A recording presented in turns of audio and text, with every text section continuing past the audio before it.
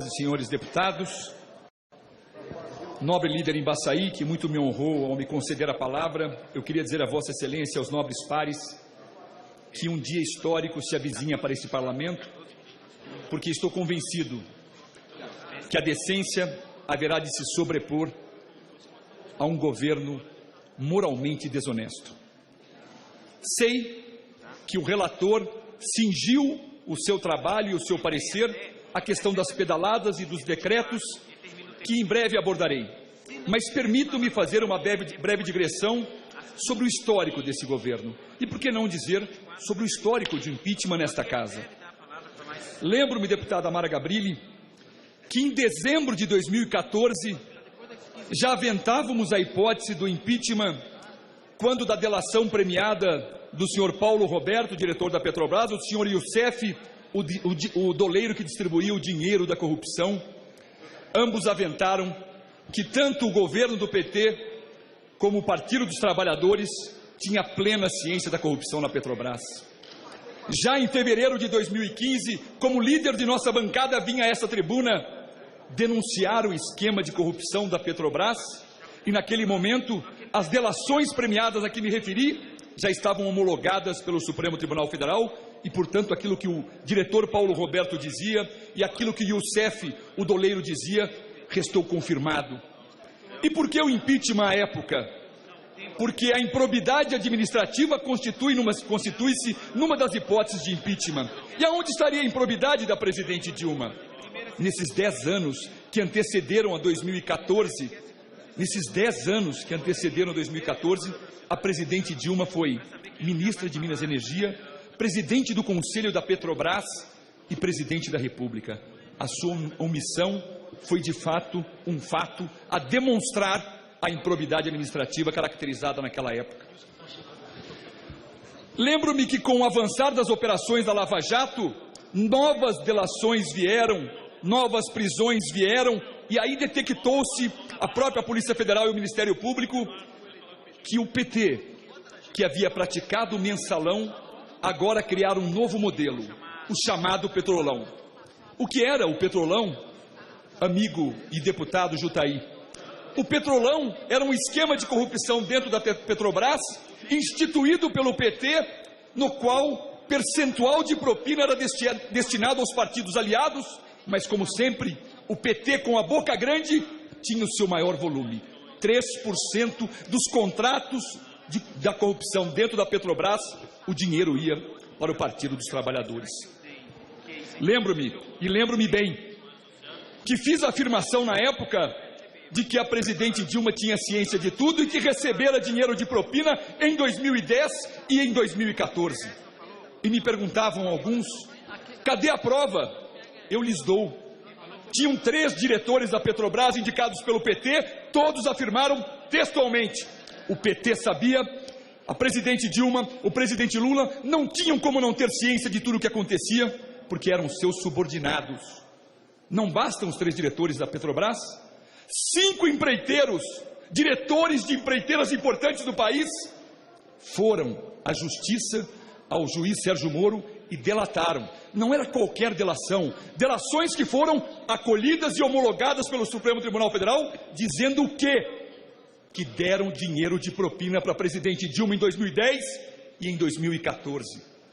Não basta, não é suficiente, vou mais além. Campanha da presidente Dilma de 2014, seu publicitário está preso, seu tesoureiro está preso, o seu mentor político está quase preso, o seu criador está quase preso. Lembro-me muito bem, deputado Exalci, que quando fui a uma CPI, a CPI da Petrobras, em abril do ano passado, ao ouvir o dissimulado do tesoureiro do PT, o senhor Vacari, ao final da minha fala disse a ele: Vossa Senhoria tem tudo para ser preso e o PT para ser extinto. Vozes do PT se levantaram contra mim, dizendo que era um absurdo a minha fala.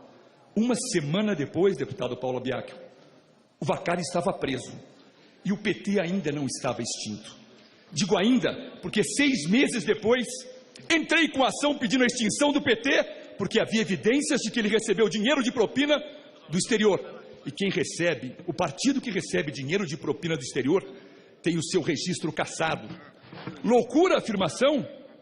Saibam vossas excelências, e lerei de primeira mão, o que disse o atual ministro da Justiça da presidente Dilma, Eugênio Aragão, por quem tenho muito respeito, o que disse ele como procurador-geral eleitoral no ano passado, e que eu pedi a extinção do PT para que fosse investigado porque recebeu dinheiro de propina. Disse ele, o atual ministro da Justiça como procurador-geral eleitoral: é sim necessária a realização de atos de investigação com vistas a apurar eventual recebimento de recursos de procedência estrangeira. Vejam, senhores, a mais alta autoridade eleitoral dizendo que tinham elementos de sobra para investigar e propor a eventual extinção do Partido dos Trabalhadores. Na época, deputado Embaçaí, lembro-me que o PT não tinha como negar a corrupção, não tinha como negá-la à frente de tudo que se apresentava como contexto probatório. Eles se limitavam a dizer: crimes praticados em 2014 não pode gerar impeachment em 2015, como se fosse um mantra a evidenciar que para eles reeleição era sinônimo de impunidade. Mas, para desespero do PT, e por que não dizer para alegria da população brasileira, vem o Tribunal de Contas da União, a mais alta corte de fiscalização deste país, e diz: a presidente Dilma praticou fraude fiscal, denominada por alguns de pedaladas. E mais, determinou que fossem feitos gastos sem autorização desta casa. Ou seja, o Tribunal de Contas em 2014 diz: houve crime de responsabilidade. Mais uma vez, o PT corre e diz: 2014 não pode aproveitar a 2015. Lê do engano. Em 2015, nova análise técnica, chegaram à conclusão de que as pedaladas continuaram em 2015 e os decretos foram novamente emitidos em 2015 sem autorização desta casa. Precisa da decisão do TCU de 2015? Não. E o próprio advogado-geral da União sabe disso, porque ele é um jurista, estuda, lê, assim como eu. E ele sabe que o crime de responsabilidade fiscal não é de jurisdição nem do TCU, nem do Supremo Tribunal, porque é de jurisdição desta casa. A lei deslocou o Supremo Federal para dentro desta casa, colocou o presidente do Supremo como presidente do Senado e disse: quem disse houve ou não crime de responsabilidade são vocês dessa casa, deste Congresso Nacional. Tanto é verdade que alguns chegam a dizer: veja, o Congresso não chegou nem a votar as contas, como é que houve crime de responsabilidade? Como se eu pudesse haver crime condicionado à aprovação de contas do Congresso, que não aprova contas de 15 anos atrás. Que crime é esse? Que não pode ser caracterizado porque não houve aprovação do Congresso. Falácia. E o que são as pedaladas que muitas vezes as pessoas não compreendem? Pedaladas é assim: eu, presidente da República, tenho bancos para servir aos brasileiros e não a mim. Eu chego para um desses bancos, Caixa Econômica Federal, e digo: olha, 2014 é ano de eleição, pague as minhas contas. Paga a Caixa Econômica Federal. E pagou por 14 meses seguidos.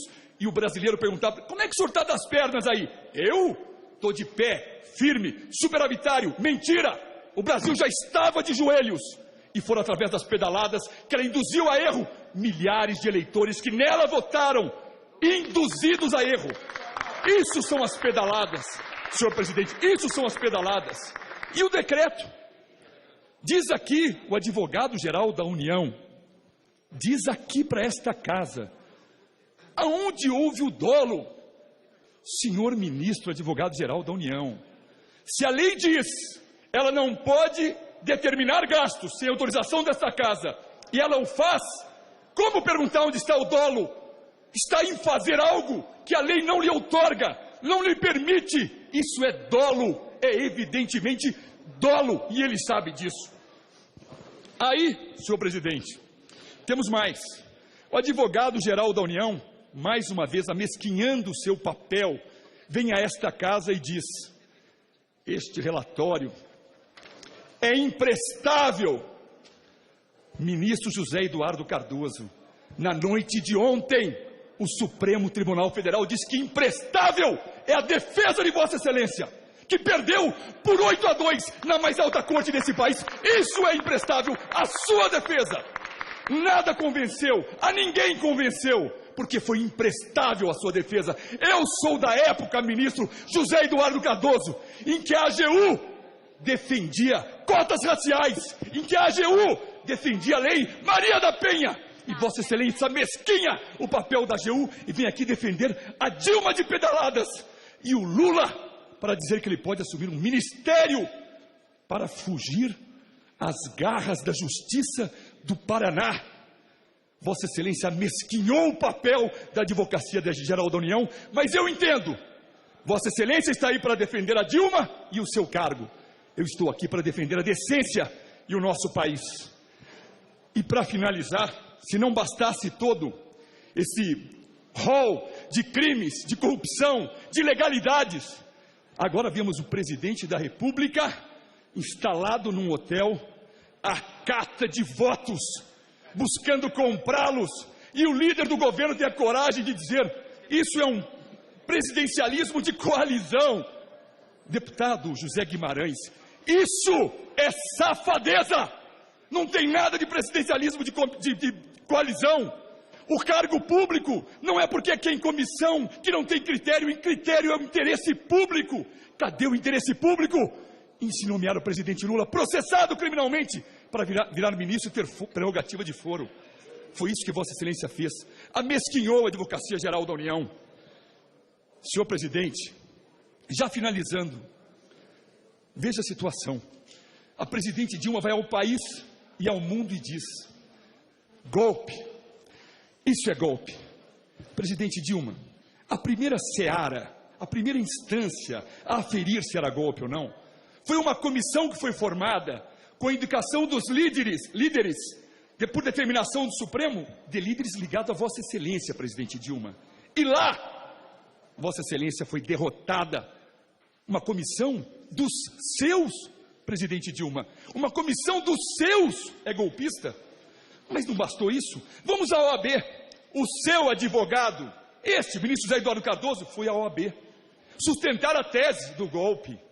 27 estados, presidente Dilma, um ficou ao lado dele, 26 afastaram a sua tese. A OAB é golpista, presidente Dilma, mas não basta. Foram, repito, à mais alta corte do país, ao Supremo Tribunal Federal, que disse: não há golpe, o rito está correto, a ampla defesa foi respeitada e o relatório circunscreveu-se àquilo que deveria: pedaladas e decretos sem autorização desta casa. Portanto, reitero aqui o que disse: aonde está o golpe? Senhora presidente, quais as consequências da pedalada? Vossa Excelência chegou a perguntar numa entrevista, dizendo que só fez o bem com as pedaladas, só ajudou quem mais precisava. Senhora presidente, as consequências eu vou lhe dizer quais são. O país está economicamente num caos. São 10 milhões de desempregados, são milhares de estudantes sem o FIES, é um SUS combalido, porque dinheiro da saúde foi para o bolso dos bandidos que rodeiam o seu governo, presidente Dilma. Quais as consequências? Vossa Excelência locupletou-se das esperanças dos brasileiros, locupletou-se dos sonhos dos jovens, e é por essa razão que, com muito orgulho, eu voto pelo seu afastamento e pelo seu impeachment no próximo domingo. Muito obrigado, senhor.